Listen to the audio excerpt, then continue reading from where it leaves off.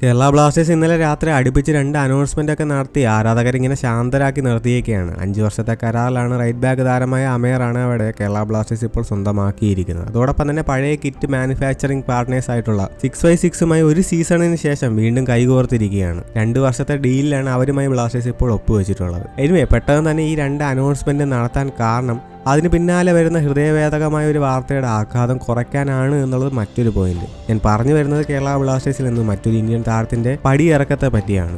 IFT news media പുറത്തുവിട്ട report അനുസരിച്ച് Kerala Blasters ഈ ട്രാൻസ്ഫർ വിൻഡോയിൽ തന്നെ അവരുടെ യുവ പ്രതിരോധ നിര താരമായ ഹോറിംപാം റൂയിവയെ ഒരു ഹ്യൂജ് ട്രാൻസ്ഫർ ഫീക്ക് വിൽക്കാൻ ഒരുങ്ങുന്നുവെന്നാണ്. ഹോർമിക്ക് ആൾറെഡി മൾട്ടിപ്പിൾ ISL ക്ലബിൽ നിന്ന് ഓഫേഴ്സ് ലഭിച്ചിട്ടുണ്ട്. സോ ഈ ഒരു കാര്യത്തെപ്പറ്റി നേരത്തെ ഒരു റൂമർ ഉണ്ടായിരുന്നെങ്കിൽ പോലും ട്രസ്റ്റബിൾ ആയിട്ടുള്ള ഒരു സോഴ്സിൽ നിന്ന് ഒരു കൺഫർമേഷൻ ഇപ്പോഴാണ് വരുന്നത്.